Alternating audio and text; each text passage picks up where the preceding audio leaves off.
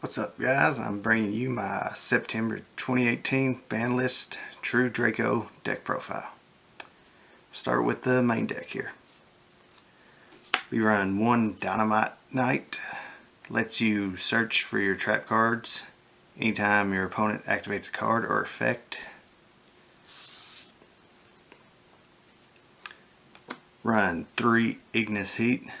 It lets you search for any of your continuous spell or trap cards that are True Draco when your opponent activates a card or effect.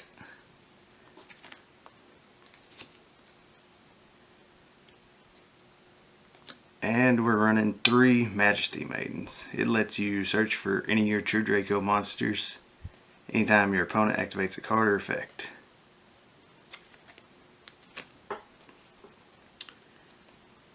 We're running 2 Amano Iwatos. It lets your opponent do absolutely nothing during your turn. No monsters can activate their effects.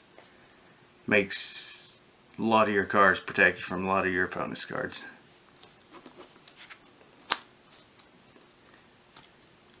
New card I'm running is a Morphing Jar. I threw it in here hoping that it'll, whenever your opponent flips your card, you're usually having no cards in your hand already because of Cards of Demise, and it's a free 5 cards, and sends any cards your opponent has in their hand that could be possible hand traps to the graveyard. I'm also running 1 Ash Blossom. I'd be running 2, but I only have 1 at the time. Now into our spells. Running 2 Terraforming, pretty common. It lets us search for our 3 Dragonic Diagrams, which are your base cards of the deck. It lets you search for any of your monsters, spell, or trap cards that are True King or True Draco. You just set a True Draco Apocalypse and pop it, and that lets you pop one of your opponent's monsters while searching for another card.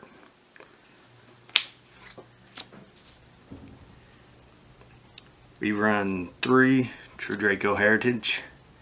Very good card. It lets you draw a card once per turn for however many True Draco, True King cards were destroyed and sent to the graveyard that turn. It also lets you activate, or lets you tribute summon whenever the card effect is resolved.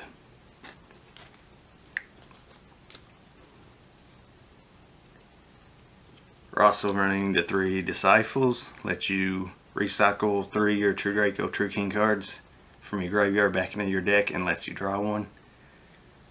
And also lets you tribute summon once the effect resolves.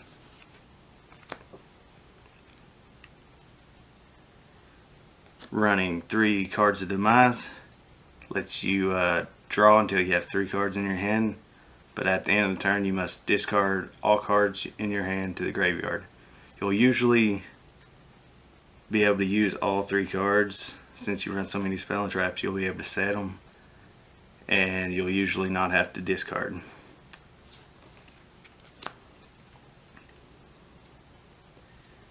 Running 3 Potted Dualities. Lets you look at the top 3 cards of your deck and select one to add to your hand and shuffle the rest into the deck.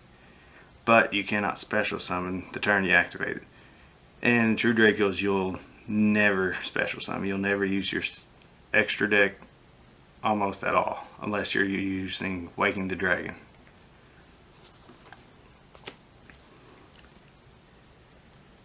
Also run our Pot of Desires, 2 of them.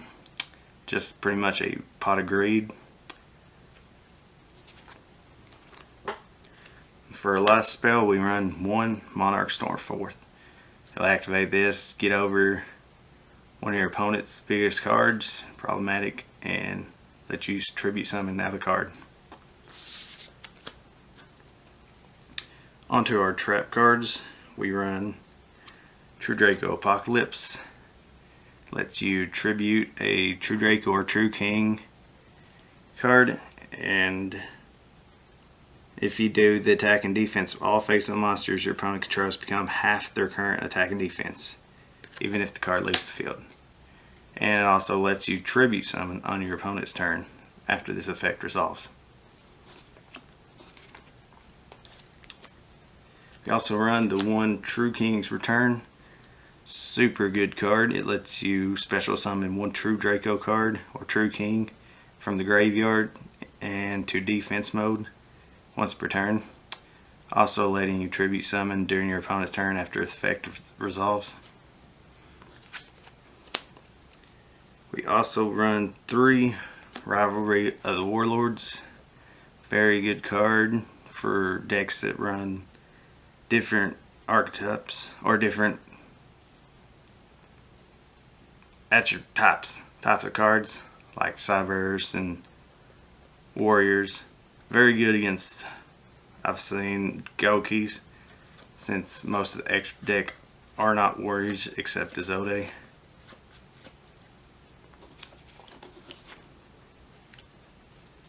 We run 1 Skill Drain, pretty much a Mono Iwado permanently when it's on the field, except Mono Iwado affects cards in hand and graveyard. It just affects face-up cards on the field.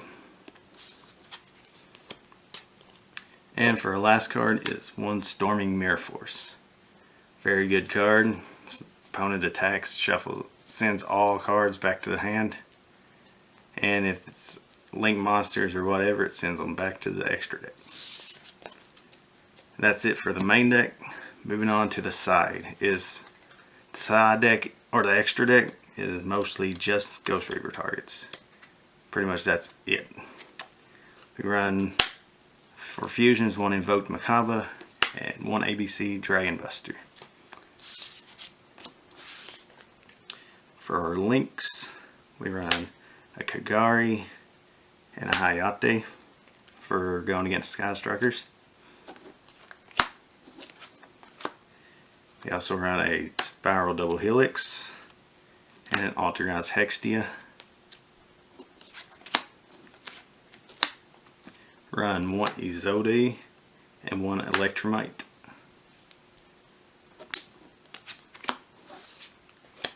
Also run a Unicorn and a card I was trying to figure out in my last slot of my extra deck. I had 14. I was looking for another, and this card has come up a lot that would hurt this deck. It just wipes your whole backfield if your opponent summons it, so I've put it in here for a Ghost Reaper target.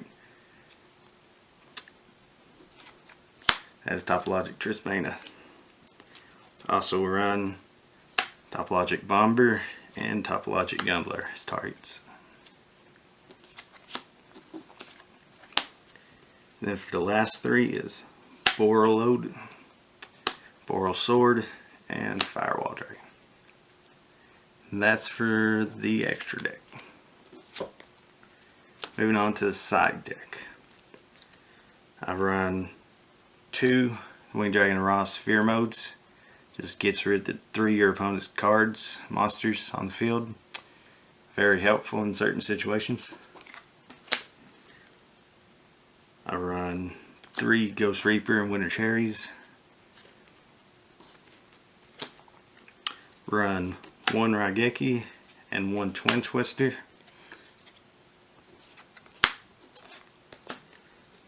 And for Altergeist, I run the 3 Red Reboots. And then I run 3 Evenly Matched. Super good card. I seem to be siding it a lot lately, and it really helps out. And then for the last ones is 2 Waking the Dragons. I usually throw this in there against like spirals or anything that relies heavy on destroying back rows easily. And it just lets you pop out a free Firewall or Boral Sword, Boral Load, whatever you need at the moment. That's it for my deck profile for today. Be sure to like and subscribe. Until next time, see you later.